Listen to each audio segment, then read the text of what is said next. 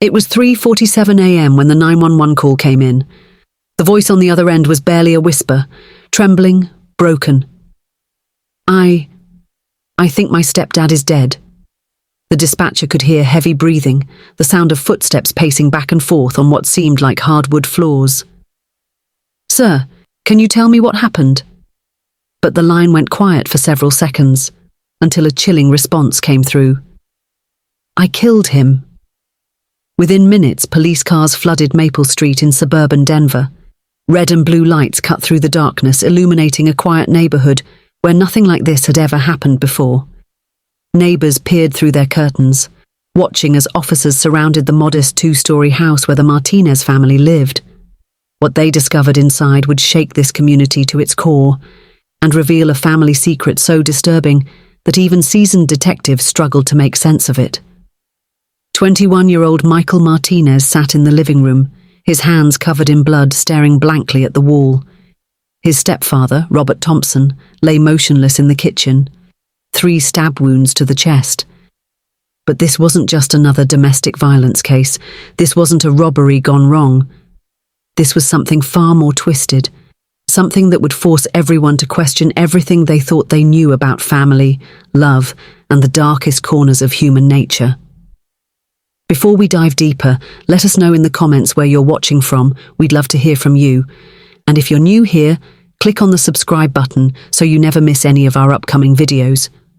Why would a young man who seemed to have everything going for him, a college student well liked by his peers, why would he brutally murder the man who had raised him since he was 12 years old? The answer would expose a secret so shocking that it would divide a community, destroy multiple lives, and leave investigators questioning whether justice could ever truly be served in a case like this. To understand what happened that night in March, we need to go back 3 years. To when everything seemed perfect in the Martinez household. Michael's mother, Sarah Martinez, was a 42-year-old nurse at Denver General Hospital. She was known for her warm smile, her dedication to her patients, and her fierce love for her son. After her divorce from Michael's biological father when Michael was just 10, Sarah had struggled as a single mother, working double shifts, missing soccer games, always worrying about making ends meet. Then Robert Thompson entered their lives. Robert was 45, a construction foreman with steady work and a gentle demeanor. He met Sarah at a coffee shop near the hospital, where she grabbed her morning coffee before her shifts. They talked about everything. About raising children, about second chances, about building something beautiful from the broken pieces of their past lives. Robert had never been married, never had children of his own, but he embraced Michael like his own son from day one. The wedding was small, intimate, just close family and friends gathered in Sarah's backyard on a sunny Saturday in May. Michael, then 18 and fresh out of high school, walked his mother down the aisle. Neighbors remember seeing him smile that day. A genuine, happy smile as he watched his mother find love again. They seemed like the perfect family, recalls their next-door neighbor, Mrs. Patricia Williams. Robert would help Michael with his car. They'd go fishing together on weekends. Sarah would joke that she finally had 2 men in her life who actually got along. Michael enrolled in community college that fall, studying business administration. Robert paid for his tuition without complaint, proud to support his stepson's education. They lived comfortably in their 3-bedroom house on Maple Street, a quiet neighborhood where children rode their bikes safely and neighbors knew each other by name. Sarah continued working at the hospital, often pulling night shifts. Robert worked construction during the day, coming home tired but always making time for family dinners when Sarah's schedule allowed. From the outside, everything looked normal. Michael was doing well in school, maintaining good grades while working part-time at a local electronics store. He had friends, went to parties, seemed to be navigating the transition from teenager to young adult without any major problems. Robert and Sarah appeared happy. They took weekend trips together, hosted barbecues in their backyard, talked about maybe buying a bigger house someday. But looking back now, some neighbors remember small things that seemed off. Michael always seemed a little too close to his mother, recalls Jennifer Hayes, who lived across the street. Not in a bad way, I thought. Just protective. If Robert tried to put his arm around Sarah when they were talking in the driveway, Michael would find a reason to interrupt. If Sarah was gardening, Michael would suddenly need to help her. I thought it was sweet at the time. A son who cared about his mum. But Mrs. Hayes also remembers something else. Sometimes I'd see Michael watching from his bedroom window when Robert came home from work, just watching, like he was keeping track of something. The first real sign of trouble came during Michael's sophomore year of college. His grades started slipping. His boss at the electronics store mentioned that Michael had been calling in sick more frequently, seemed distracted when he was there. His friends from high school said he'd become distant, declining invitations to hang out, making excuses to avoid social gatherings. He started saying his mum needed him at home, remembers his friend Jake Peterson. At first we thought maybe she was sick or something, but when we asked, he'd just changed the subject. Robert noticed the changes too. He tried to talk to Michael man to man, offering to help with school stress, suggesting they take a weekend fishing trip like they used to. But Michael had become cold, almost hostile toward his stepfather. I thought it was just normal young adult stuff, Robert would later tell police. You know, asserting independence, maybe feeling like I was trying too hard to be his dad. I gave him space, figured he'd come around eventually. But Sarah seemed oblivious to any problems. She defended Michael when Robert gently suggested their son might be struggling with something. He's just growing up, she would say. He's always been mature for his age, always been my little protector. Sarah and Michael had always been close, closer than most mothers and sons, perhaps. Since the divorce, it had been just the two of them for years. They had their own inside jokes, their own routines, their own way of communicating that sometimes left Robert feeling like an outsider in his own home. The breaking point came in January, just 2 months before the murder. Robert had suggested that maybe it was time for Michael to move out, get his own apartment, experience independence. It was a reasonable suggestion. Michael was 21, working, in college. Most young men his age were eager for their own space. But the suggestion triggered something explosive in their household. Michael and Sarah both reacted with fury. Not just disagreement, but genuine anger that seemed disproportionate to the situation. They acted like I was trying to break up their family, Robert told his brother during a phone call that his brother would later recall to investigators. I was just suggesting normal stuff, knowing what any parent might suggest to their adult child, but they looked at me like I was the enemy. That night, Robert slept in the guest room for the first time since their marriage. It wouldn't be the last time. When Detective Lisa Rodriguez first arrived at the scene that March morning, she expected a straightforward case, a domestic dispute. Maybe financial stress, the usual triggers that turn families against each other. But as she examined the crime scene and listened to Michael's initial statement, nothing quite added up. The story was too clean, the emotions too controlled, the details too rehearsed. Michael claimed he and Robert had argued about money, about Michael's college expenses and his part-time job hours. He said Robert had become aggressive, had grabbed him, and that he'd defended himself. But the forensics told a different story. Robert had been stabbed 3 times, once in the back, suggesting he'd been trying to get away. The kitchen showed no signs of a struggle, no overturned chairs, no broken dishes, nothing to indicate a sudden violent confrontation. Most telling of all, Michael had changed his clothes and taken a shower before calling 911, behavior that suggested premeditation rather than self-defense. Detective Rodriguez had seen enough crime scenes to know when something felt wrong.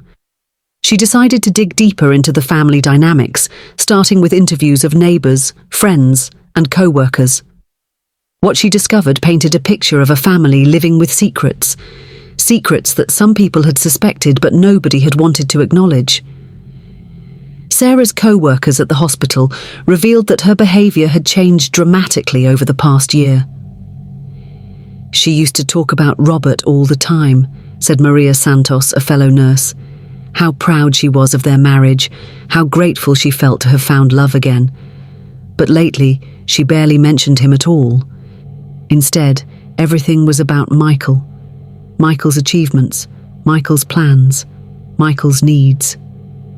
It was like Robert had just disappeared from her world. More disturbing were the observations from Michael's college professors. Dr. Amanda Foster, who taught his business ethics class, remembered a paper Michael had written about family loyalty, a paper that had deeply unsettled her. He wrote about the concept of unconditional love, but not in a healthy way, she explained to detectives. He argued that society's rules about family relationships were arbitrary, that love should transcend conventional boundaries. When I asked him to clarify what he meant, he became defensive and changed the topic. The paper made me uncomfortable, but I didn't know why at the time. The breakthrough came when Detective Rodriguez obtained a warrant to search Michael's computer and phone records. What she found would change everything. Hidden deep in encrypted files were hundreds of photos, intimate photos of Michael and his mother together. Text messages between them revealed a relationship that went far beyond normal family affection. Messages like, "I can't wait until he leaves for work tomorrow," and "We need to be more careful, but I can't stop thinking about last night," painted a picture so disturbing that even veteran investigators struggled to process it. The timeline became clear through their digital communications. The inappropriate relationship between Michael and Sarah had begun approximately 6 months after her marriage to Robert, when Michael was 19 years old.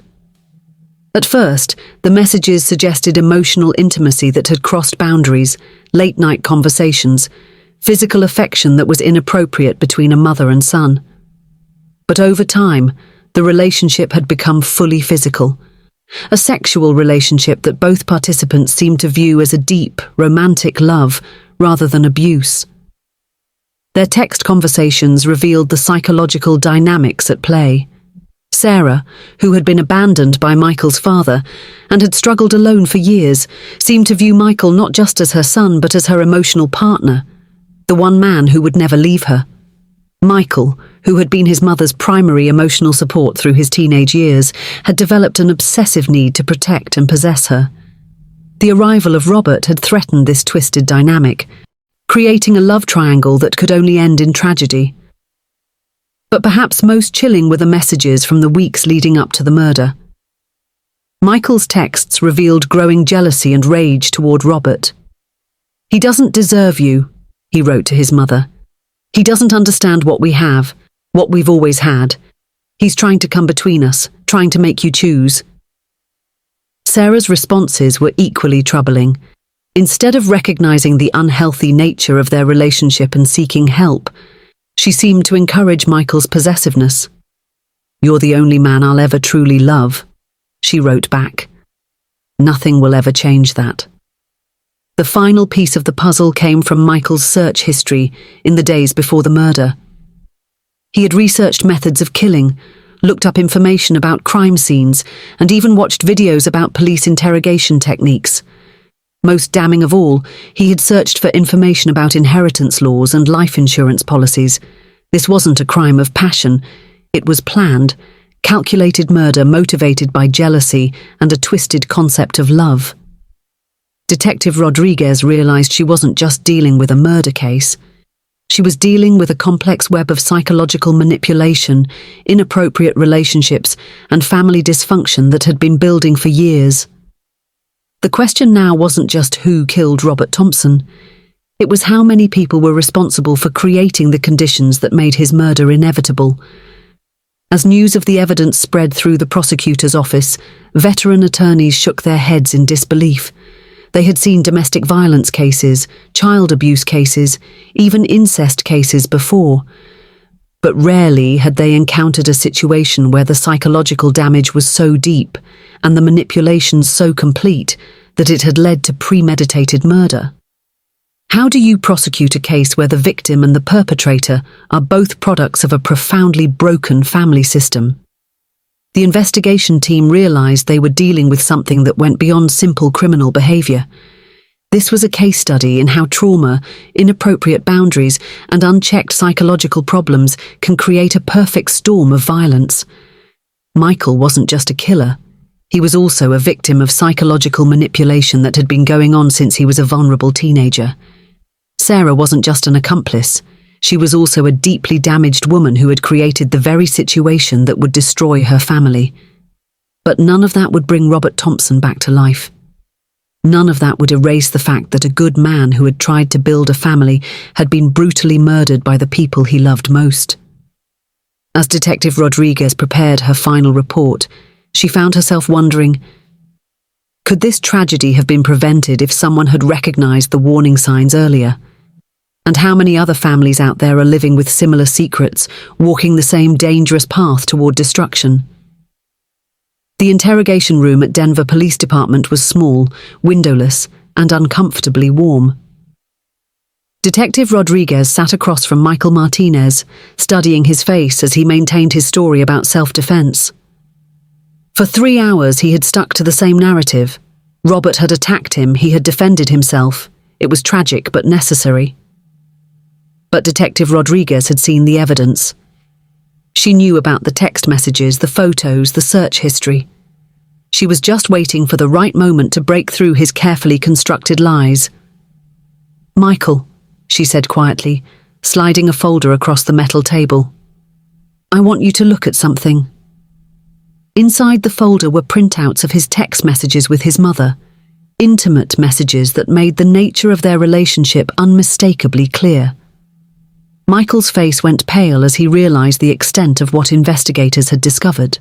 His hands began to shake slightly as he flipped through page after page of evidence that demolished his entire story. "I can explain," he started, but Detective Rodriguez held up her hand. "Before you say anything else, Michael, I want you to understand something. We know about your relationship with your mother. We know this wasn't self-defense. We know you planned this. The only question now is whether you're going to continue lying to me, or whether you're going to tell me what really happened that night." The silence stretched for nearly 5 minutes. Michael stared down at the table, his breathing becoming increasingly labored. When he finally looked up, tears were streaming down his face. But they weren't tears of remorse. They were tears of frustration, of anger at being caught. "You don't understand," he whispered. "You don't understand what it's like to watch someone you love being manipulated by someone who doesn't deserve them." Detective Rodriguez leaned forward. "Help me understand, Michael. Tell me what happened." What followed was a confession that chilled everyone in the room. Michael's voice was calm, almost clinical, as he described the events leading up to the murder. He talked about Robert like he was an intruder, an unwelcome presence in a home where he didn't belong. "He never understood Mum the way I do," Michael said. "He thought he could just come in and take over, make decisions about our family without knowing anything about what we'd been through together." Michael explained that the relationship with his mother had evolved naturally, that she had needed emotional support after the divorce, and he had been there for her. In his mind, their physical relationship was the inevitable result of deep love and understanding. "She's not like other women," he said. "She's been hurt so many times by men who promised to love her and then abandoned her. I would never abandon her. I would never hurt her the way other men have." The plan to kill Robert had been forming in Michael's mind for months. Every time he saw Robert kiss his mother, every time he heard them talking and laughing together, every time Robert made decisions about their household, Michael's resentment grew stronger. "He was trying to separate us," Michael said. "He kept suggesting I move out, get my own place. He couldn't stand that Mum and I were so close. He was jealous of what we had." The night of the murder, Michael had waited until Sarah left for her shift at the hospital. Robert was in the kitchen, making himself a late dinner and watching television. Michael approached him from behind. They had a brief conversation about Michael's plans for the weekend. "I almost didn't do it," Michael admitted. "For a second I thought maybe I could just talk to him, make him understand that he needed to back off and let Mum and me have our relationship. But then he started talking about maybe taking a family vacation, just the 3 of us. And I realized he was never going to understand. He was never going to leave us alone." The first stab wound was to Robert's back as he stood at the kitchen counter. Robert spun around, shock and confusion on his face as he saw Michael holding the knife. Why? Was the only word Robert managed to say before Michael stabbed him twice more in the chest. Robert collapsed to the floor, trying to say something, but Michael stood over him and watched him die. I felt relieved, Michael said, his voice completely devoid of emotion. For the first time in months, I felt like I could breathe again. I knew Mum would be upset at first, but eventually she'd understand that I did it for us, for our family. Robert was the problem, and now the problem was solved. After the murder, Michael had methodically cleaned himself up, changed his clothes, and rehearsed his story about self-defense. He had even practiced his 911 call, trying to get the right tone of fear and confusion in his voice. I thought about making it look like a robbery, he said, but I figured self-defense would be easier to sell. I thought people would believe that Robert had finally snapped, that he'd been jealous of me and Mum's relationship and tried to hurt me. Detective Rodriguez asked about his mother's reaction when she came home from work that night. Michael's face lit up for the first time during the interrogation. She was scared at first, he said. But when I explained what happened, when I told her that Robert had tried to come between us and I had to protect our family, she understood. She hugged me and said she was proud of me for being strong enough to do what needed to be done. The psychological evaluation that followed Michael's confession revealed the depth of the damage that had been done to both mother and son. Dr. Patricia Williams, a forensic psychologist, spent hours interviewing Michael about his childhood, his relationship with his mother, and his understanding of normal family dynamics. What she discovered was a young man who had been so psychologically manipulated from a young age that he genuinely believed his actions were justified, even heroic. Michael shows clear signs of having been groomed by his mother from adolescence, Dr. Williams wrote in her report. He has no understanding of appropriate boundaries in family relationships. In his mind, he and his mother are not just family, they are romantic partners whose love transcends social conventions. He views Robert's murder not as a crime, but as a necessary act of protection for his true love. But perhaps most disturbing was Michael's complete lack of empathy for Robert. During the evaluation, Dr. Williams asked Michael if he felt sorry for what he had done to his stepfather. "I feel sorry that it had to happen," Michael replied. "I feel sorry that Robert couldn't understand what Mom and I had together and just accept it. If he had minded his own business and let us be happy, none of this would have been necessary." When asked if he understood that Robert had loved both him and his mother, Michael's response was chilling. "Robert didn't love Mom," he said firmly. "If he had really loved her, he would have wanted her to be happy. He would have seen how happy she was with me and supported that instead of trying to interfere. What Robert felt wasn't love. It was possession. He wanted to own Mom, control her. I set her free." The trial of Michael Martinez began on a crisp October morning, 6 months after Robert Thompson's murder. The courthouse was packed with reporters, curious spectators, and Robert's family members who had travelled from across the country to see justice served. Outside, protesters held signs reading, "Justice for Robert," while others held countersigns reading, "Understand mental illness." The case had divided the community and sparked national debate about family dysfunction, psychological manipulation, and the nature of justice itself. Prosecutor Jennifer Walsh opened with a statement that left the courtroom in stunned silence. "Ladies and gentlemen of the jury," she said, standing directly in front of Michael at the defendant's table, "this is not a case about self-defense. This is not a case about mental illness. This is a case about cold-blooded, premeditated murder committed by a young man who was so consumed with jealousy and possessiveness that he executed an innocent man in his own kitchen." Walsh methodically presented the evidence, the text messages between Michael and his mother, the internet search history showing planning and research, the forensic evidence proving that Robert had been trying to escape when he was killed. She painted Michael as a calculating killer who had manipulated everyone around him, including his own mother, to create the conditions necessary for murder. "The defendant wants you to believe he was protecting his family," Walsh continued. "But Robert Thompson was his family. Robert Thompson was the man who paid for his college tuition, who took him fishing on weekends, who treated him like his own son for 3 years.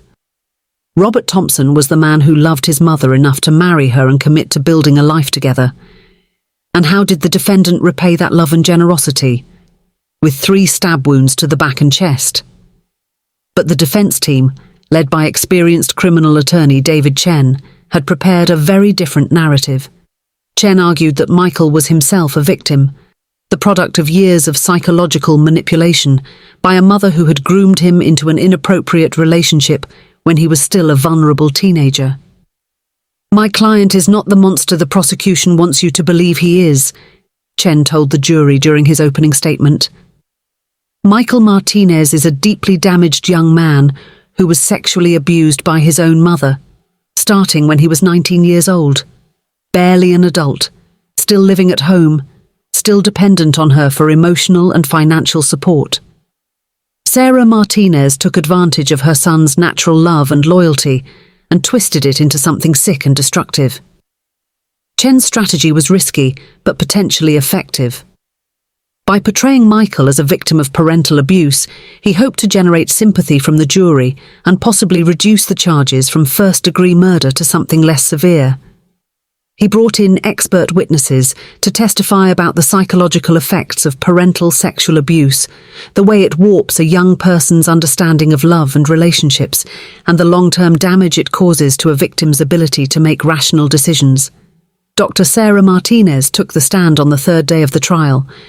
Her testimony was the moment everyone had been waiting for, the chance to hear directly from the woman at the center of this twisted family drama. Under oath, she initially denied having any inappropriate relationship with her son.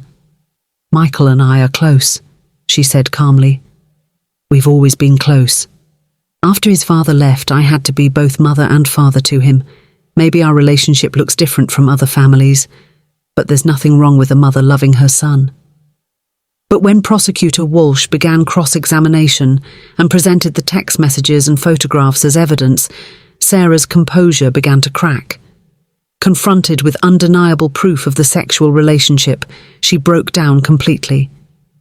Through tears, she admitted to the inappropriate relationship but claimed it had been Michael's idea, that he had pursued her, that she had been lonely and vulnerable after years of failed relationships.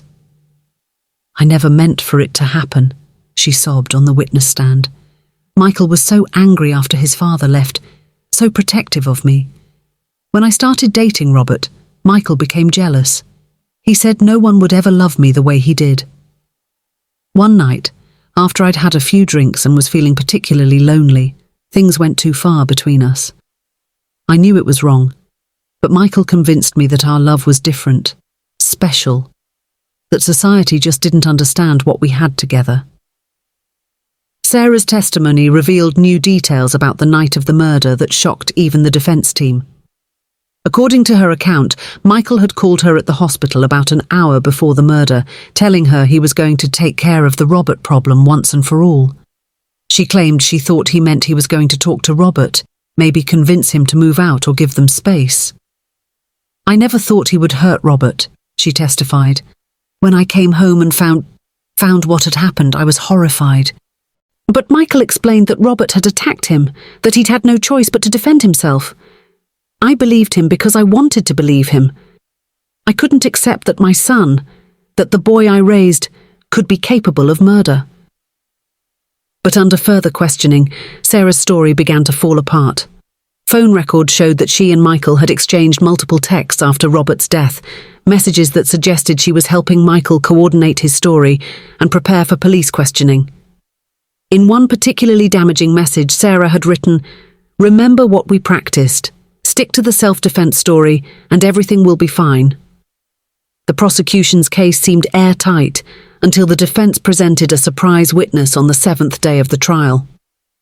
Dr. Lisa Reynolds, a psychiatrist who had been treating Sarah Martinez for depression and anxiety for the past 2 years, testified that Sarah had been prescribed powerful antidepressant and anti-anxiety medications that could affect judgment and decision-making. "Mrs. Martinez was struggling with severe depression when I first began treating her," Dr. Reynolds testified. She spoke frequently about feeling worthless, about her fear that her son would abandon her the way his father had. She was extremely dependent on Michael for emotional validation and support. In my professional opinion, her mental state and medication regimen could have significantly impaired her ability to recognize the inappropriate nature of her relationship with her son and to make rational decisions about seeking help. This testimony raised uncomfortable questions about culpability and mental health that the jury would have to grapple with. If Sarah had been suffering from severe mental illness and was under the influence of psychoactive medications, could she be held fully responsible for the relationship with her son? And if Michael had been manipulated by a mentally ill mother, how much responsibility did he bear for his actions? Robert's family members testified about the man they had lost. A gentle, hard-working person who had never shown any signs of violence or aggression. His brother, James Thompson, delivered an emotional victim impact statement that brought several jury members to tears. "Robert wasn't perfect," James said, "but he was a good man who deserved better than this. He opened his heart and his home to Sarah and Michael. He treated Michael like his own son, paid for his education, tried to be a positive male role model. And this is how he was repaid, stabbed to death in his own kitchen by a young man he loved and trusted." The trial took an unexpected turn when the defense called Michael's biological father, David Martinez, to testify. David, who had been largely absent from Michael's life since the divorce, revealed that he had suspected something inappropriate in the relationship between Sarah and Michael years earlier, but had been dismissed as a bitter ex-husband when he'd tried to voice his concerns. "During my custody visits with Michael, he would talk about his mother constantly," David testified. "Not normal stuff, but obsessive talk about protecting her, about how no man was good enough for her. When he was 16, I tried to talk to him about healthy relationships, about how someday he'd find a girl his own age and start his own family. His reaction was violent. He screamed at me that no one would ever love his mother the way he did, that he would never leave her alone." David's testimony raised questions about whether the inappropriate relationship had emotional roots that went back even further than anyone had realized. Had Sarah been grooming Michael emotionally from childhood, creating an unhealthy dependence that later manifested as sexual abuse? As the trial neared its conclusion, both sides prepared for closing arguments. The prosecution maintained that regardless of the family dysfunction, Michael had committed premeditated murder and should be held accountable. The defense argued that Michael was himself a victim who had been psychologically manipulated to the point where he couldn't distinguish right from wrong. But perhaps the most powerful moment came when Michael himself took the stand on the final day of testimony. Against his lawyer's advice, he insisted on testifying in his own defense. What followed was a chilling display of a young man completely disconnected from reality and lacking any genuine remorse for his actions. "I loved Robert," Michael said calmly, "but I loved my mother more. When someone threatens the person you love most in the world, you protect them. That's what real love is, being willing to sacrifice anything, even yourself, for the person who matters most. I don't regret protecting my mother. I only regret that Robert couldn't understand what we had together and find a way to be happy for us." The courtroom was silent as Michael continued. "People keep saying what Mum and I had was wrong, but they don't understand true love. They don't understand what it's like to love someone so completely that their happiness becomes more important than your own life. I would do anything for my mother. And I did." As Michael spoke, several jury members visibly recoiled from his words. Instead of generating sympathy for a confused young man, his testimony revealed someone who was completely unrepentant and potentially dangerous. His calm demeanor and matter-of-fact description of murder made it clear that he didn't view himself as a criminal. He viewed himself as a hero who had made the ultimate sacrifice for love. After 3 days of deliberation, the jury returned to the packed courtroom with their verdict. The silence was deafening as the foreman stood to read their decision. "We, the jury, find the defendant, Michael Martinez, guilty of murder in the first degree." The words echoed through the courtroom, followed immediately by gasps, sobs, and murmurs from the spectators. Robert's family members embraced each other in relief, while Sarah Martinez collapsed in her seat, her face buried in her hands. Judge Patricia Coleman sentenced Michael to life in prison without the possibility of parole. As she delivered the sentence, she addressed Michael directly. "Mr. Martinez, you have shown no remorse for taking the life of an innocent man who loved you and your mother. You have demonstrated a complete inability to understand the gravity of your actions. While I recognize that you may have been influenced by an inappropriate relationship with your mother, that does not excuse the calculated, premeditated murder you committed. Robert Thompson deserved to live a full life, and you robbed him of that future." Michael's reaction to the sentence was chilling in its composure. He showed no emotion as he was led away in handcuffs, no tears, no outburst of anger or despair. According to witnesses, his only concern seemed to be catching one last glimpse of his mother before being taken to prison. Sarah, meanwhile, was inconsolable. Whether from grief over losing her son or genuine remorse for her role in the tragedy was unclear. But Michael's sentencing was only the beginning of the legal aftermath. 2 weeks later, Sarah Martinez was arrested and charged with sexual abuse of an adult child, conspiracy to commit murder, and accessory after the fact. The prosecutor's office had initially been reluctant to file charges against Sarah, recognizing that she was also a victim of the family's dysfunction. However, the evidence of her active participation in covering up the murder and her role in manipulating Michael made prosecution inevitable. Sarah's trial was even more emotionally charged than her son's. During her testimony, she revealed details about their relationship that painted a complex picture of a woman who was simultaneously perpetrator and victim. She described years of depression, anxiety, and fear of abandonment that had led her to seek inappropriate comfort from her son.